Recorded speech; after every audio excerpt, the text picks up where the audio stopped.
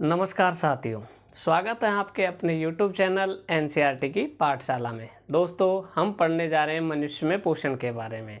दोस्तों, अगर अभी तक आपने हमारे चैनल को सब्सक्राइब नहीं किया है तो एक बार हमारे चैनल को सब्सक्राइब कर लीजिए और बेल आइकन को दबा लीजिए, जिससे हमारी हर क्लास का नोटिफिकेशन आप तक पहुँच जाए। तो हम पढ़ेंगे मनुष्य में पोषण, यानी कि मनुष्य में पोषण किस प्रकार से होता है। तो जो मनुष्य होता है, इसका जो डाइजेशन सिस्टम होता है, क्या होता है, पाचन जो तंत्र है आपका, उसके बारे में। यानी कि जो पाचन तंत्र है आपका, उसमें जैसे आपका मुख आता है, आहार नाल वगैरह आता है, आपकी छोटी आंत बड़ी आंत आती है, उसके बाद आमाशय आता है, अग्नाशय ग्रंथि होती है, इसमें लीवर होता है, और लास्ट में क्या होता है, जो आपकी छोटी आंत और बड़ी आंत के बाद में जो आपका जो भी भोजन आप करते हो एनस या गुदा के द्वारा बाहर निकाल दिया जाता है। तो हम जैसे भोजन की शुरुआत कहाँ से करते हैं? मुख से करते हैं। सबसे पहले जो भोजन की शुरुआत कहाँ से करते हैं? हम मुख से करते हैं। कहाँ से करते हैं? हम मुख से करते हैं। मुख के बाद में भोजन कहाँ जाता है? मुख के बाद में आपको ग्रसनी व ग्रसनी और ग्रसनाल, ग्रसनी व ग्रासनाल। उसके बाद में जाता है भोजन आपके आमाशय में। उसके बाद में कहाँ जाएगा आपका भोजन? आमाशय में चला जाएगा। आमाशय के बाद में आपका भोजन जाता है छोटी आंत में। आपका भोजन कहाँ जाता है? छोटी आंत में चला जाता है। कहाँ चला जाता है? छोटी आंत में चला जाता है। और यही क्या होती है? अग्नाशय ग्रंथि होती है। यहाँ पे क्या होती है?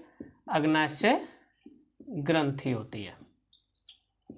उसके बाद में छोटी आंत में जाने के बाद में कहाँ चला जाता है? बड़ी आंत में चला जाता है। कहाँ चला जाता है? बड़ी आंत में चला जाता है। बड़ी आंत में जाने के बाद में ये क्या हो जाता है? एनस या गुदा के द्वारा, एनस या गुदा के द्वारा क्या कर दिया जाता है? बाहर कर दिया जाता है। क्या कर दिया जाता है? बाहर कर दिया जाता है। यहाँ पे होता है आपका क्या? लीवर। क्या होता है? लीवर होता है। तो ये प्रक्रिया होती है आपके, यानी कि सबसे पहले जो आप भोजन करोगे मुख में जाओगे, ग्रसनी व ग्रसनाल के माध्यम से आमाशय में चला जाएगा। उसके बाद में छोटी आंत में, बड़ी आंत में और गुदा एरनस के द्वारा बाहर निकाल दिया जाएगा।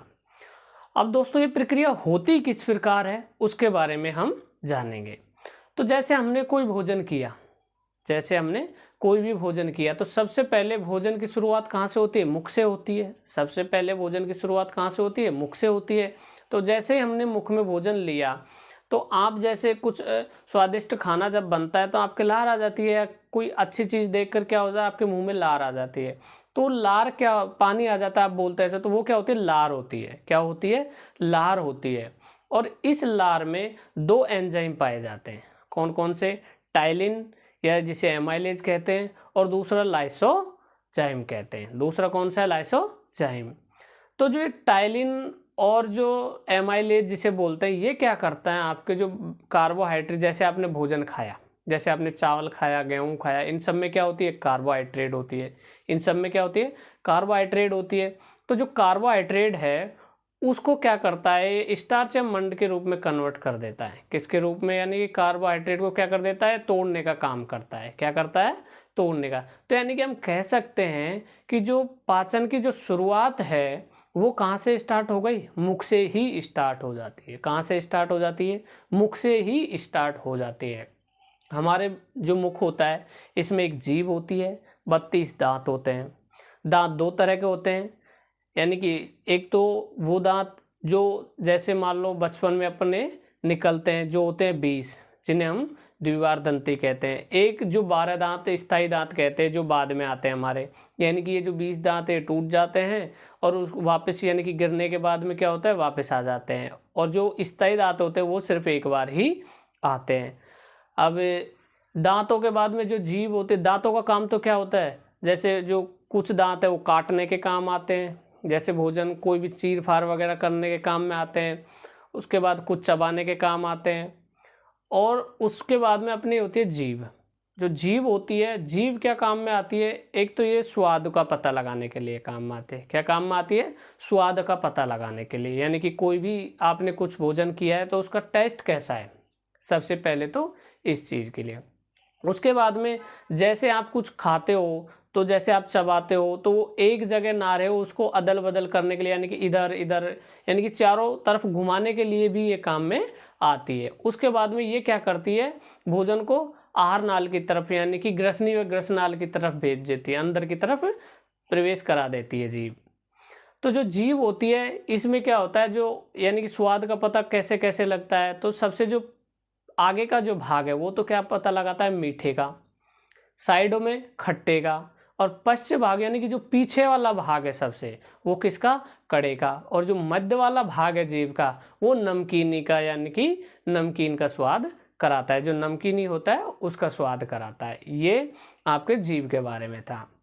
जो दांत होता है, दांत का सबसे जो कठोर भाग होता है वो इनेमल होता है। दांत का जो सबसे कठोर भाग कौन सा होता है, इनेमल होता है। ये हमारे दांतों की क्या करता है, रक्षा करता है। ये दांतों को क्या करता है, मतलब कठोर बनाए रखता है। इसमें पानी की मात्रा बहुत कम होती है। ये थे आपके दांत के बारे में। उसके बाद में दांतों का अध्ययन डेंटोलॉजी में किया जाता है, ये वगैरह वगैरह आपके कोई काम के नहीं है। उसके बाद में आता है आपके ग्रसनी व ग्रसनाल। यहाँ पर क्या आ जाते हैं आपके, ग्रसनी व ग्रसनाल आ जाते हैं।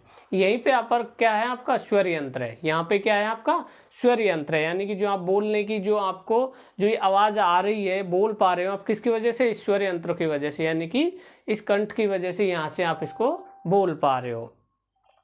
तो जो आपके यहाँ से ग्रसनी और ग्रसनाल, ये जो आपकी नली जा रही है, इसको ढकने के लिए यहाँ पे क्या होते हैं, कुछ सी आकार के छल्ले होते हैं। यहाँ कैसे होते हैं, सी आकार के छल्ले होते हैं, यानी कि ABCD की आप जो बोलते हैं ना, सी आकार के क्या होते हैं, छल्ले होते हैं। ये किसके बने होते हैं, उपास्थियों के बने होते हैं। किसके बने होते हैं, उपास्थियों के बने होते हैं। तो ये क्या करते हैं, ये इस जो आपकी ये ग्रसनी और ग्रसनाल यानी कि जो आहार नाल जा रहा है यहाँ से, इसकी क्या करते हैं, रक्षा करते हैं। इसकी क्या करते हैं, यानी कि गलती से कोई ऐसे, अगर ये ऐसे ही होगा तो दबा दिया और जो यहाँ पे ये दब जाएगा, तो उससे क्या होता है, ये प्रोटेक्शन का कार्य करती है। यानी कि यहाँ से क्या, इसको कठोर बनाती है, बाहर वाला हिस्से को क्या करती है, कठोर बना देती है। उसके बाद में जो आपका भोजन है वो चला जाता है आपके कहाँ पर, आमाशय में चला जाता है। कहाँ चला जाता है, आमाशय में चला जाता है। अब जो आपका आमाशय है, आपका आमाशय है, वो आमाशय में क्या होता है, एक तो HCl होता है, एक तो क्या होता है, मुख्य HCl होता है, जिसको बोलते हैं हाइड्रोक्लोरिक अम्ल। इसे क्या कहते हैं, हाइड्रोक्लोरिक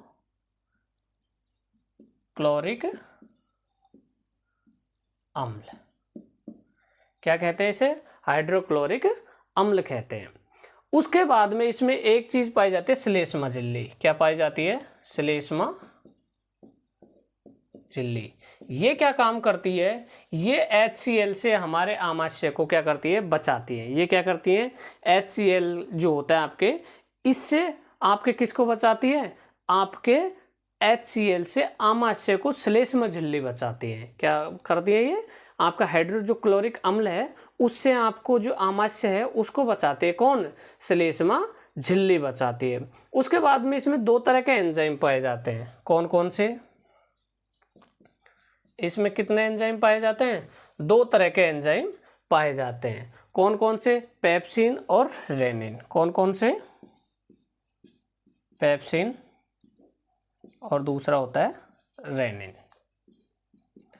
पेप्सिन क्या करता है, ये प्रोटीन को पेप्टोन में तोड़ता है। ये क्या करता है, प्रोटीन को, ये प्रोटीन को पेप्टोन में तोड़ता है, पेप्टोन में तोड़ता है।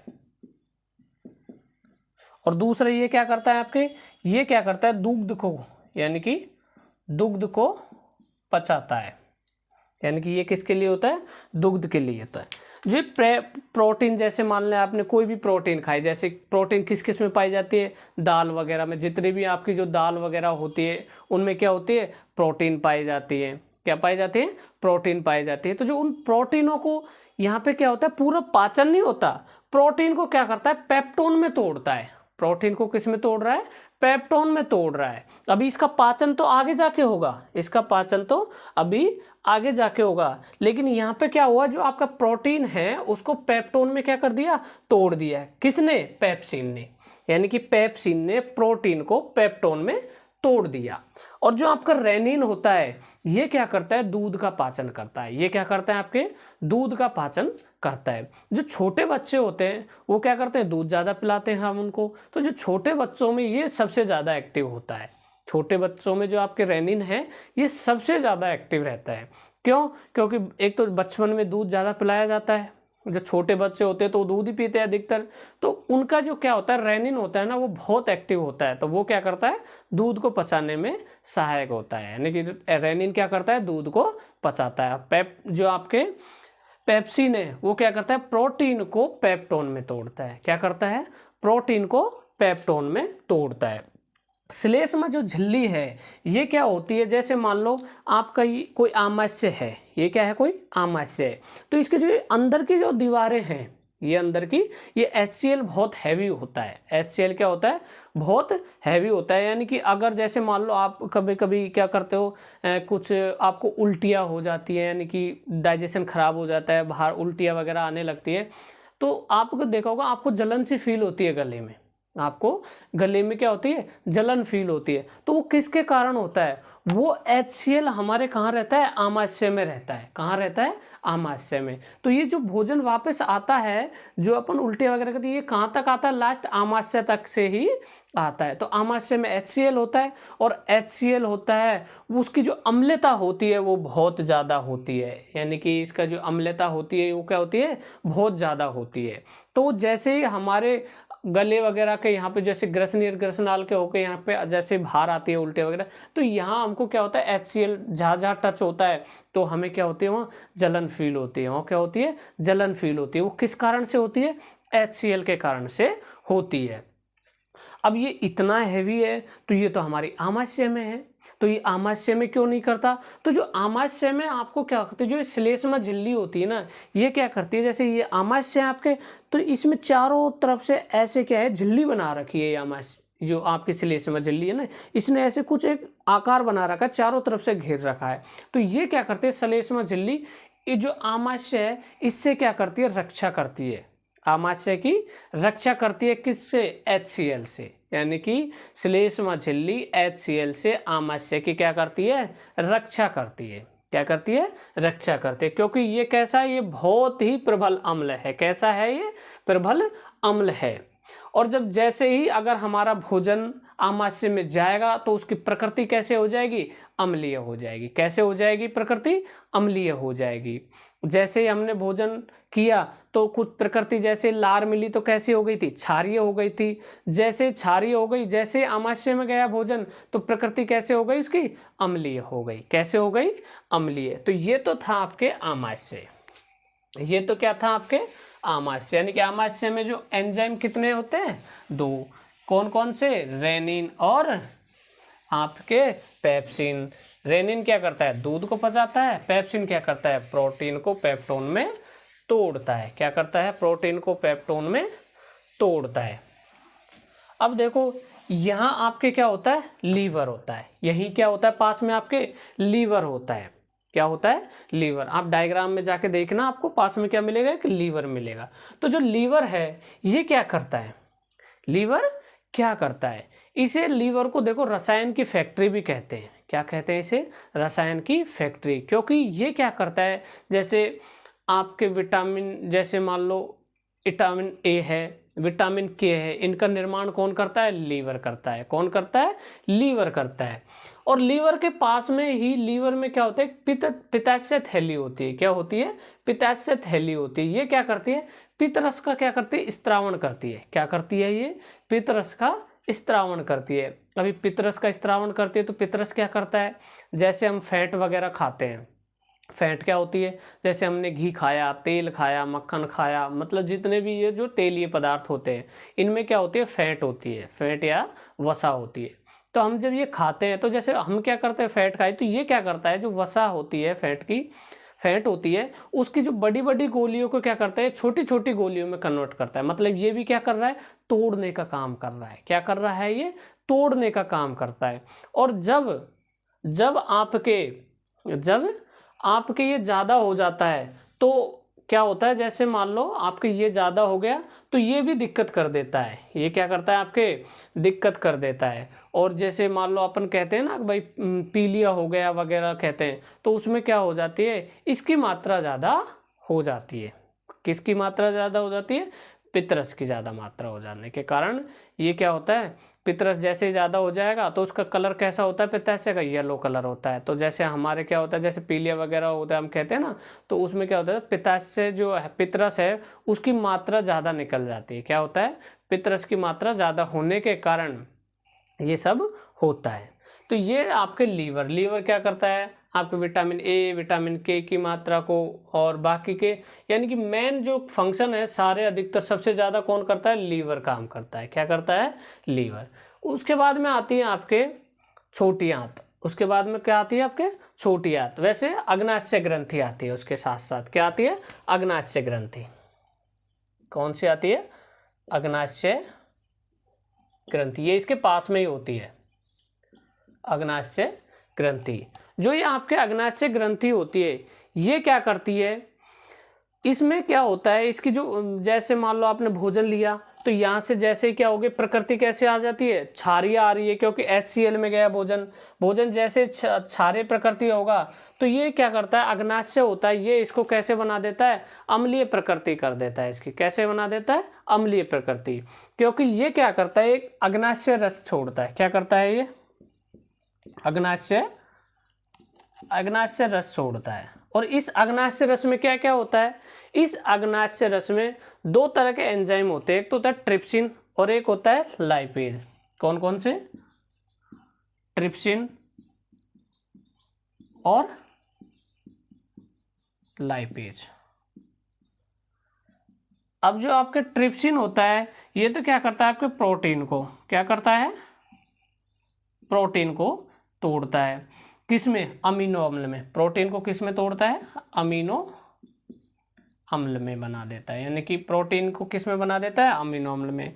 और जो आपके लाइपेज है ये क्या करता है, वसा को किस में बदल देता है, ग्लिसरॉल में। किसको बदल देता है, ग्लिसरॉल में। यानी कि ये क्या होता है, अमीनो अम्ल क्या होता है, प्रोटीन की सबसे छोटी इकाई है। जैसे मानव शरीर की सबसे छोटी इकाई क्या है, कोशिका है। मानव शरीर की सबसे छोटी इकाई क्या है, कोशिका। तो जो प्रोटीन होती है उसकी जो सबसे छोटी इकाई कौन सी होती है, अमीनो अम्ल। इसके बाद में ये नहीं टूटता। जो वसा होता है वो किस में हो जाता है, ग्लिसरॉल में टूट जाता है, लास्ट में जाकर किस में टूट जाता है, ग्लिसरॉल में। और जो आपके कार्बोहाइड्रेट है, आपके कार्बोहाइड्रेट है ये किस में हो जाता है, ग्लूकोज में। ये किस में टूट जाता है, ग्लूकोज में। किस में टूट जाता है, ग्लूकोज में टूट जाता है। तो जो आपके अग्नाशय जो रस है, अग्नाशय ग्रंथि है, वो क्या करती है, अग्नाशय रस छोड़ती है, जिसमें जो आपके ट्रिप्सिन और लाइपेज क्या क्या होते हैं, ट्रिप्सिन और लाइपेज।